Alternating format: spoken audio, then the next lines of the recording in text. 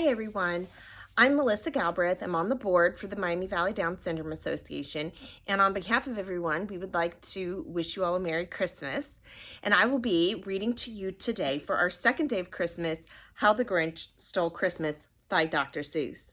It is one of our favorite stories, and we read it every year to our family. Every Who down in Whoville liked Christmas a lot. But the Grinch, who lived just north of Whoville, did not. The Grinch hated Christmas, the whole Christmas season. Now, please don't ask why. No one quite knows the reason. It could be his head wasn't screwed on just right. It could be, perhaps, that his shoes were too tight. But I think that the most likely reason of all may be that his heart was 2 sizes too small. But whatever the reason, his heart or his shoes, he stood there on Christmas Eve hating the Whos, staring down from his cave with a sour grinchy frown at the warm lighted windows below in their town. For he knew every Who down in Whoville beneath was busy now hanging a mistletoe wreath. And they're hanging their stockings, he snarled with a sneer. Tomorrow is Christmas, it's practically here.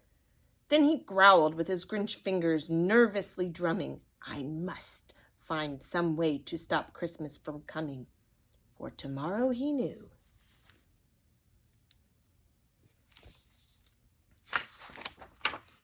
All the Who girls and boys would wake bright and early, they'd rush for their toys. And then, oh the noise! Oh the noise, noise, noise, noise! That's one thing he hated. The noise, noise, noise, noise.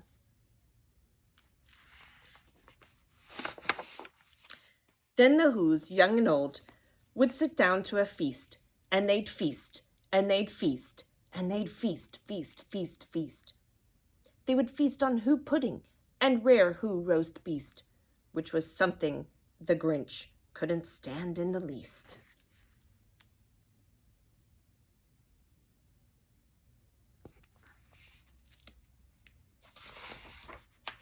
And then they'd do something he liked least of all. Every Who down in Whoville, the tall and the small, would stand close together with Christmas bells ringing. They'd stand hand in hand, and the Whos would start singing. And they'd sing, and they'd sing, and they'd sing, sing, sing, sing. And the more the Grinch thought of this Who Christmas sing, the more the Grinch thought, I must stop this whole thing. Why, for 53 years I've put up with it now. I must stop this Christmas from coming. But how?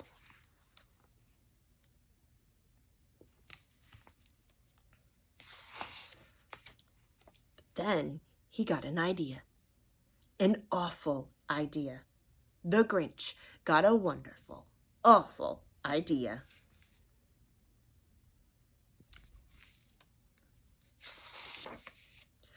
I know just what to do. The Grinch laughed in his throat, and he made a quick Santa Claus hat and a coat. And he chuckled and clucked, what a great Grinchy trick. With this coat and this hat, I look just like Saint Nick. All I need is a reindeer. The Grinch looked around, but since reindeer are scarce, there was none to be found. But did that stop the old Grinch? No. The Grinch simply said, if I can't find a reindeer, I'll make one instead. So he called his dog Max, then he took some red thread, and he tied a big horn on the top of his head.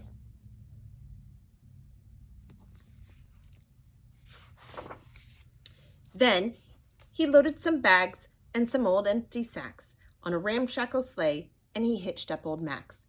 Then the Grinch said, giddy up, and the sleigh started down toward the homes where the Whos lay a snooze in their town.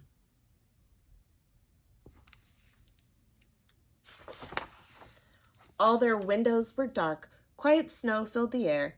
All the Whos were dreaming sweet dreams without care, when he came to the first little house on the square. This is stop number 1, the old Grinchy Claus hissed, and he climbed to the roof, empty bags in his fist.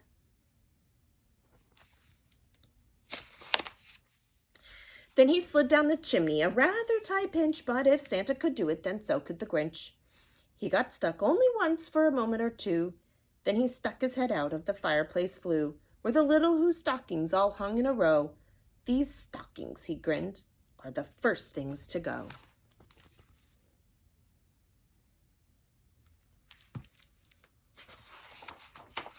Then he slithered and slunk with a smile most unpleasant. Around the whole room he took every present. Pop guns and bicycles, roller skates, drums, checkerboards, tricycles, popcorn, and plums. And he stuffed them in bags. Then the Grinch very nimbly stuffed all the bags one by one up the chimney. Forgot to show you the page. There we go.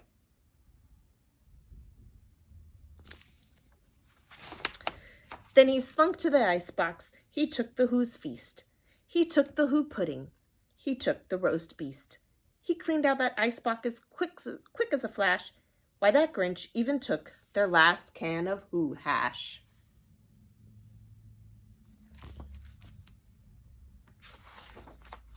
Then he stuffed all the food up the chimney with glee. And now, grinned the Grinch, I will stuff up the tree.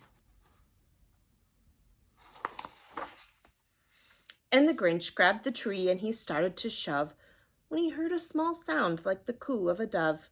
He turned around fast and he saw a small Who, little Cindy Lou Who was not more than 2. The Grinch had been caught by this tiny Who daughter who'd got out of bed for a cup of cold water. She stared at the Grinch and said, Santa Claus, why? Why are you taking our Christmas tree? Why? But, that old Grinch was so smart and so slick, he thought up a lie, and he thought it up quick. Why, my sweet little tot, the fake Santa Claus lied, there's a light on this tree that won't light on one side, so I'm taking it home to my workshop, my dear.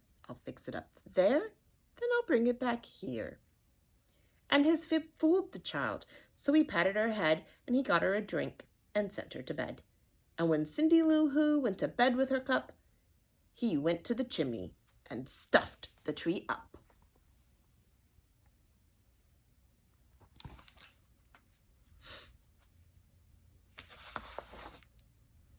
Then the last thing he took was the log for their fire. Then he went up the chimney himself, the old liar. On their walls he left nothing but hooks and some wire. And the one speck of food that he left in the house was a crumb that was even too small for a mouse.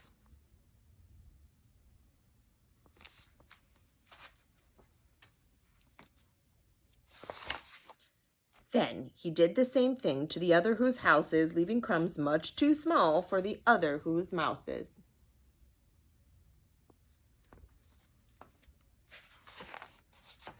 It was 1/4 dawn, all the Who's still abed, all the Who's still a snooze, when he packed up his sled.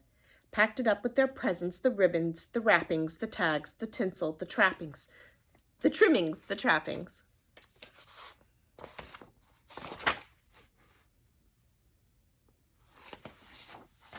"3,000 feet up the side of Mount Crumpet, he rode with his load to the tip-top to dump it. Pooh-pooh to the Who's, he was grinchishly humming. They're finding out now that no Christmas is coming. They're just waking up. I know just what they'll do. Their mouths will hang open a minute or two. Then the Who's down in Whoville will all cry, boo-hoo!"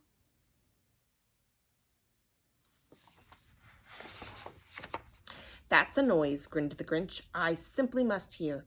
So he paused, and the Grinch put his hand to his ear. And he did hear a sound rising over the snow. It started in low, then it started to grow.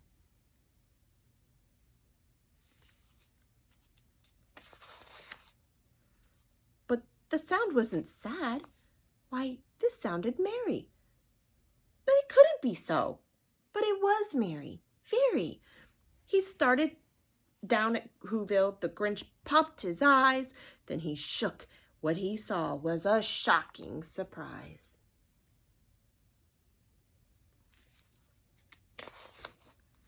Every Who down in Whoville, the tall and the small, was singing without any presents at all. It hadn't stopped Christmas from coming. It came. Somehow or other, it came just the same.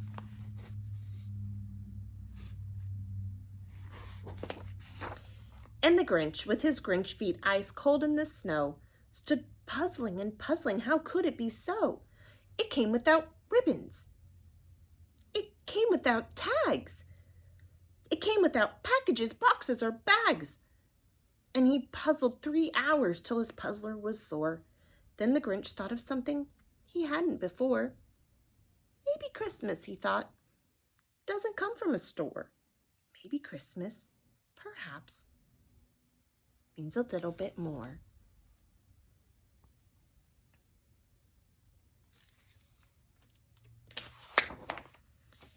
And what happened then? Well, in Whoville they say that the Grinch's small heart grew 3 sizes that day.